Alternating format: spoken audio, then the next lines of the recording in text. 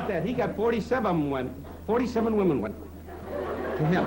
We could do a whole show of just entrances and exits. Oh, that's good.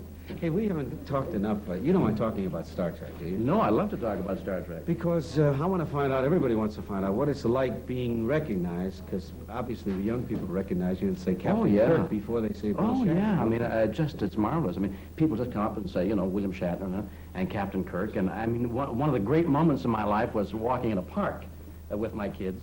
And I was walking in a park, and a kid came up and recognized me, and said, "Hi, Captain Jerk." Is that how's Mr. Spark?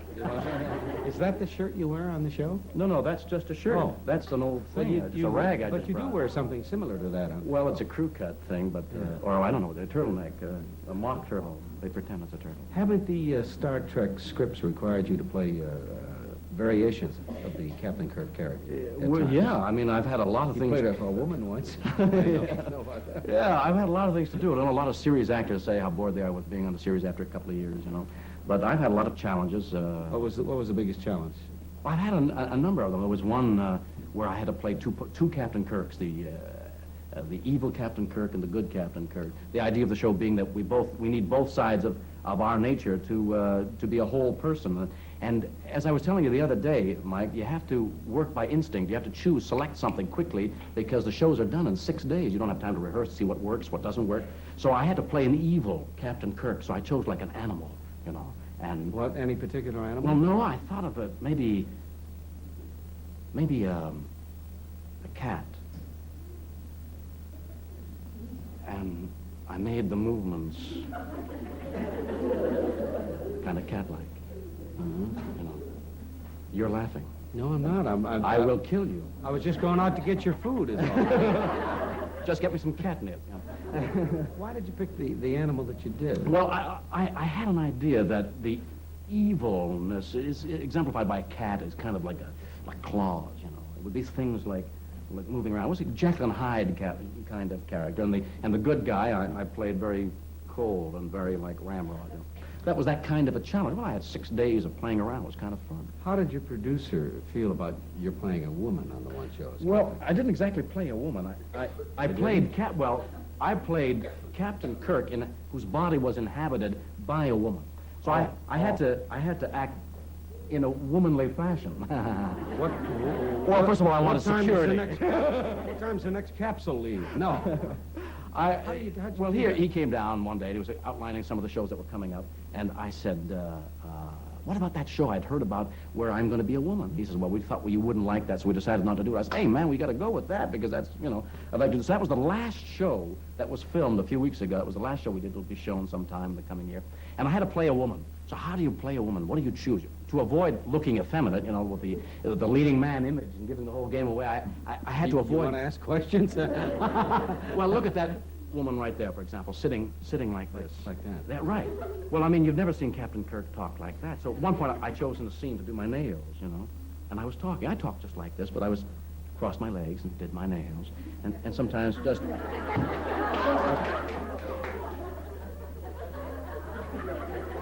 I love you.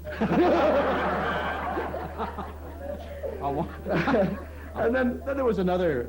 I had to play another evil Captain Kirk. I played a Nazi. So what do you do about a Nazi? Well, a Nazi kind of militaristic, So the gestures were kind. Oh God, that hurts. Were kind of short and sharp and militaristic. Kind of. This is the way you're going to do it, like this. Oh. And I kept doing that all week. It's fun, though, isn't it? Yeah, it is kind of fun. But as I say, that sounds like method acting, is it? It's a form of method acting, because you have to pick an image, go spontaneously with something, and use whatever you're thinking of and use it fully, and do it as authoritatively as you can. Sometimes you're wrong, Sometimes you make an ass of yourself, and there you are, in front of 60 minutes. 5 days a week, Bill. That's 4 more times a week than I do.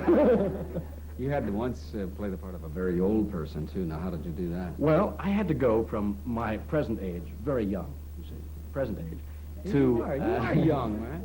To 24. You think I'm going to comment on that? You're crazy. You're one of the 5 greatest singers, I know. I had to go from my own age to about 45, And I got this dread disease till about 60.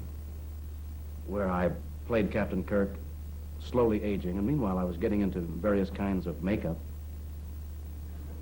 And then finally it was Captain Kirk at 90. But I didn't want to play old Captain Kirk. I had to fight it, you know? I had to fight being old. You are young and falling asleep. We'll be right back as soon as we get Bill back to his regular range.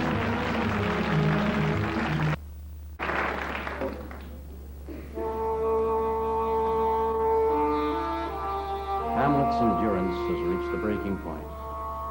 His father has been murdered.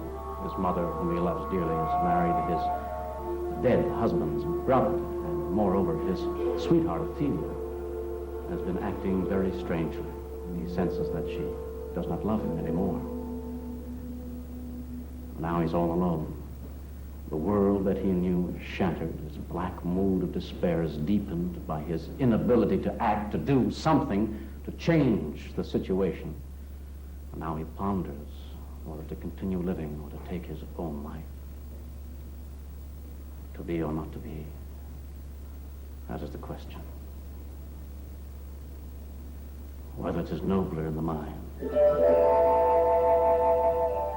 to suffer the slings and arrows of outrageous fortune, or to take arms against a sea of troubles and by opposing end them, to die, to sleep no more, and by a sleep to say we end the heartache and the thousand natural shocks that flesh is heir to is a consummation devoutly to be wished.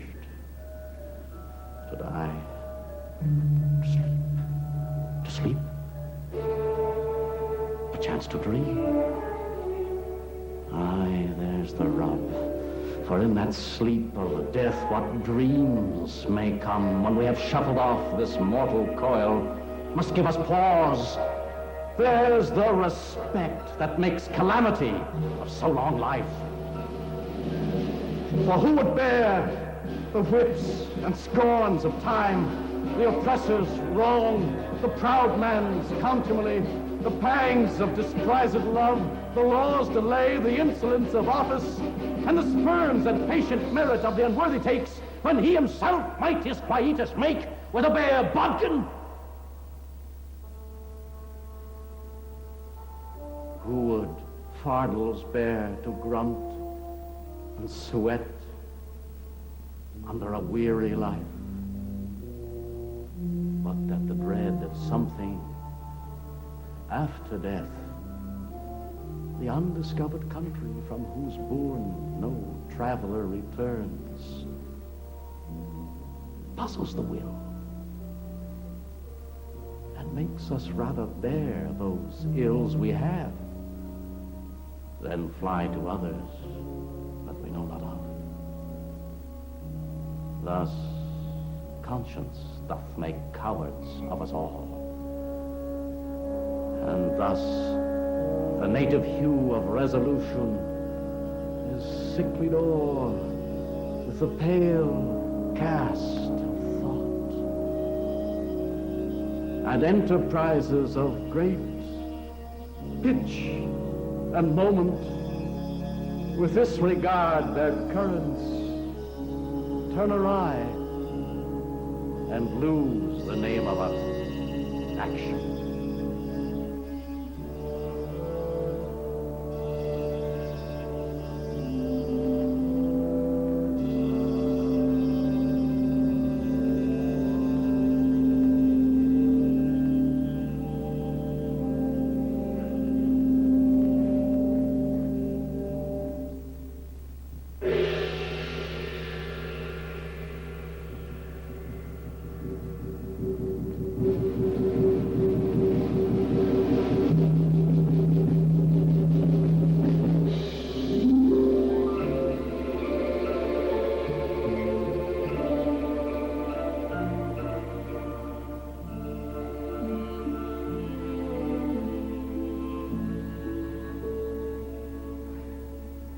When I I was 17.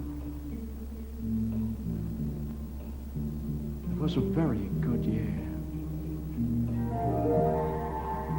It was a very good year for small-town girls.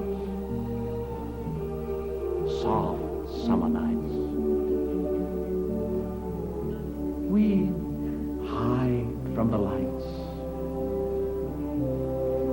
on the village green when I was 17.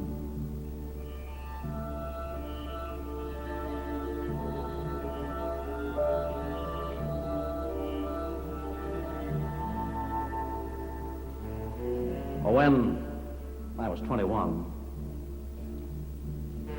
it was a very good year.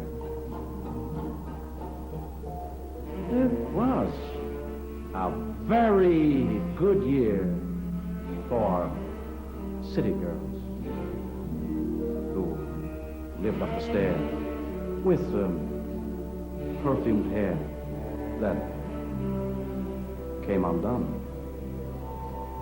when I was 21.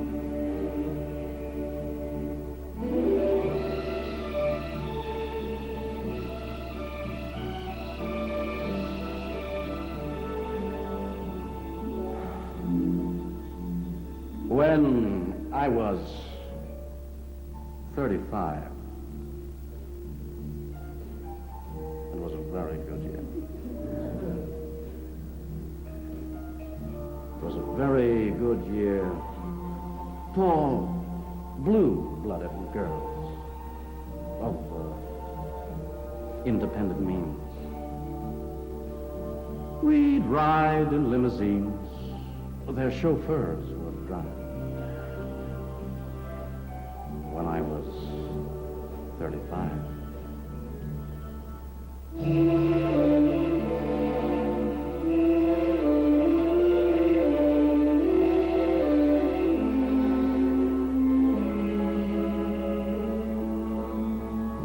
But now, the days are short. And I'm in the autumn of the year. And now, I think of my life as vintage wine from fine old kegs. From the brim to the dregs, it pours sweet and clear. It was a very good